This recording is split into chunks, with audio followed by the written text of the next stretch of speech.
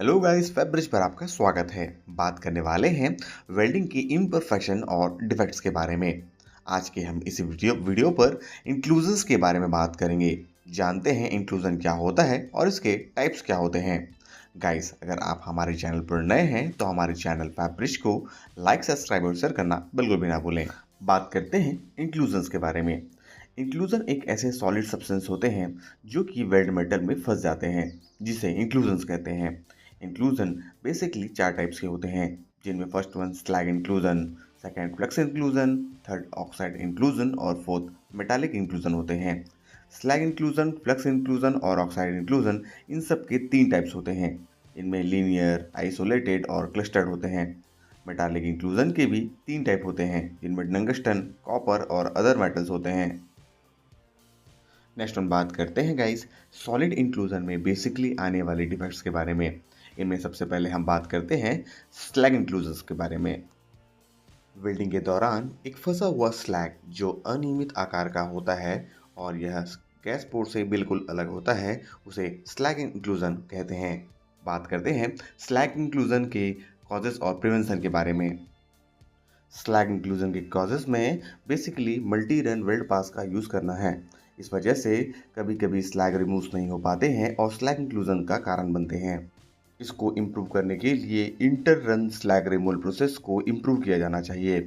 Slag inclusion के causes में slag का फीडिंग होना आर्क की जगह पर। इसको कंट्रोल करने के लिए सही पोजीशन पर वेल्डिंग करना चाहिए। साथ ही सही तरीके से वेल्डिंग इलेक्ट्रोड के एंगल का निर्धारण किया जाना चाहिए। सॉलिड इंक्लूजन के कॉजेज में स्लैग का वर्क पीस पे फंस जाना होता है। इसको प्रिवेंट करने के लिए वर्क सरफेस को स्मूथ या फिर ड्रेसअप किया जाना चाहिए। Slag inclusion basically manual metal arc welding वाले प्रोसेस पर डिसअपियर होते हैं, क्योंकि स्लैग का inclusion basically sharp edge places पर होते हैं जहां पर ये आसानी से फंस जाते हैं और इनको रिमूव करना बहुत ही कठिन होता है।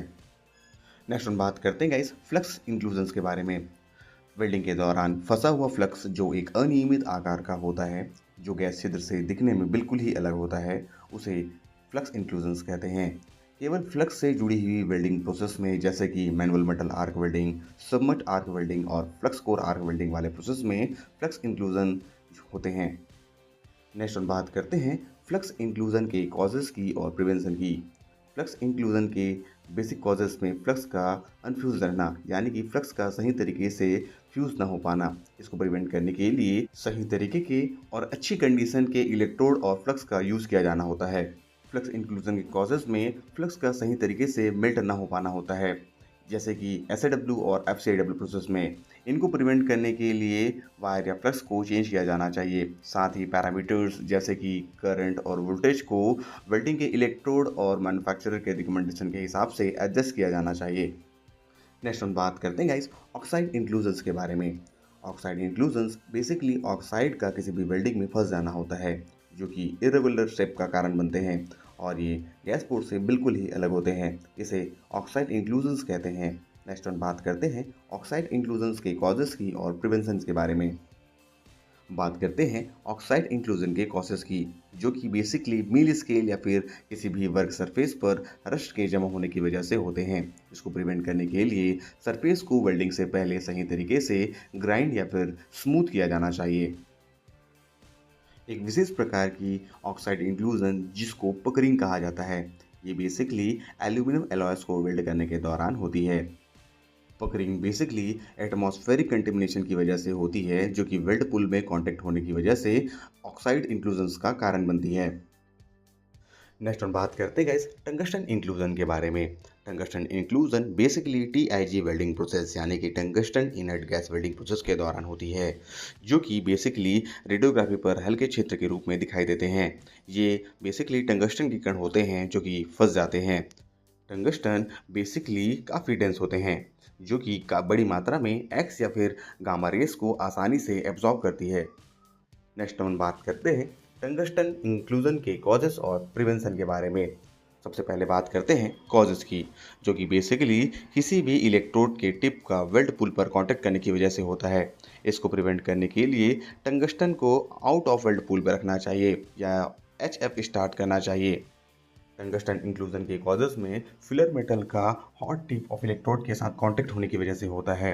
इसको प्रिवेंट करने के लिए किसी भी इलेक्ट्रोड का फिलर मेटल के साथ कांटेक्ट को अवॉइड किया जाना चाहिए।